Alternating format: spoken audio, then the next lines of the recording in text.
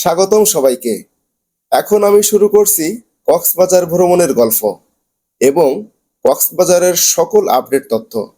চলুন শুরু করা যাক আজকের ভিডিও। কক্সবাজারের যাত্রা শেষ হয় ডলফিন মোড়ে এবং এখান থেকে সিএনজি করে বুকিং করা হোটেলে গিয়ে ফ্রেশ হই এবং ফ্রেশ হওয়ার পরেই সুগন্ধা বিচের উদ্দেশ্যে রওনা হয়ে যায়। সব থেকে পর্যটকদের ভিড় দেখা যায় এই সুগন্ধা বিচে। বাংলাদেশের দক্ষিণ পূর্ব উপকূলে অবস্থিত কক্সবাজার পৃথিবীর দীর্ঘতম প্রাকৃতিক অবিচ্ছিন্ন বালুকাময় সমুদ্র সৈকতের জন্য বিশ্বজুড়ে পরিচিত। প্রায় ১২০ কিলোমিটার দীর্ঘ এই সৈকতের একটানা বিস্তৃত।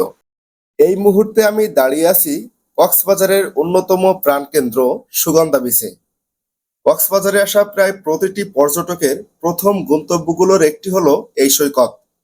দিনের শুরু থেকে রাত পর্যন্ত এখানে থাকে ভ্রমণ পিপাসু মানুষদের ভিড়।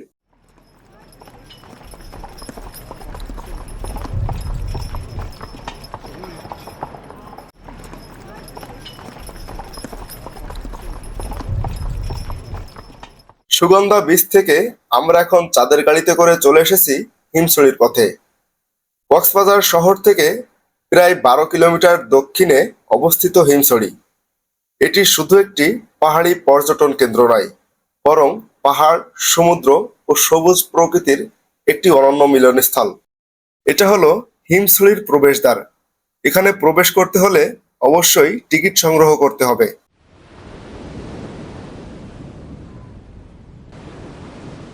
হিমছড়ির ভিউ পয়েন্টে উঠতে গেলে প্রায় ১.৫ থেকে ২ শতাধিক সিঁড়ি অতিক্রম করতে হয়। উপরে পৌঁছানোর পর পুরো কক্সবাজার উপকূলের মনোমুগ্ধকর দৃশ্য দেখা যায়। হিমছড়ি জায়গাটা অনেক সুন্দর। এক পাশে পাহাড়, এক সাইডে সি ভিউ, অনেক দারুণ একটা ভিউ। আর বিশেষ করে আজকের দিনটার আকাশের রূপটা অনেক সুন্দর। এখানে ওঠা বেশ কষ্টসাধ্য ব্যাপার, যদিও অনেকটা উঁচু না, তবে এভাবে ওঠার অভ্যাস না থাকায় কষ্টটা একটু মনে হচ্ছে বেশি হচ্ছে।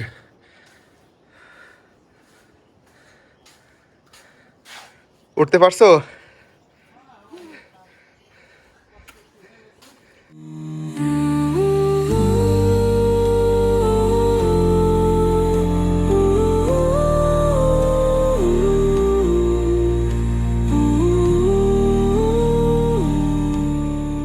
হিমছড়ির প্রধান আকর্ষণ হলো এখানকার পাহাড়ের চূড়ায় নির্মিত ভিউ পয়েন্ট। সিঁড়ি বেয়ে উপরে উঠলে এক নজরেই দেখা যায় বঙ্গোপসাগরের বিস্তীর্ণ নীল জলরাশি, মেরিন ড্রাইভের আঁকাবাঁকা রাস্তা এবং সবুজে মোড়ানো পাহাড়। পরিষ্কার আবহাওয়ায় এই দৃশ্য সত্যিই মনে রাখার মতো।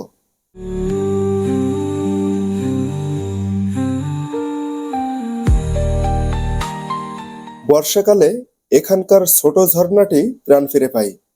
তখন পাহাড় থেকে নেমে আসা স্বচ্ছ পানির ধারা চারপাশের পরিবেশটাকে আরো জীবন্ত করে তোলে।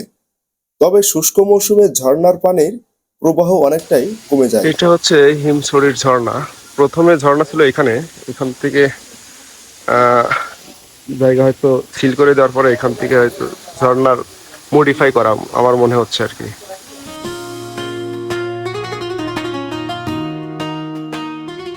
মেরিন ড্রাইভ ধরে কিছু দূরে গিয়ে আমরা পৌঁছে গেছি কক্সবাজারের তুলনামূলক শান্ত ও নিরিবিলি একটি সমুদ্র সৈকত, পাটোয়ার টেক সি বিচ।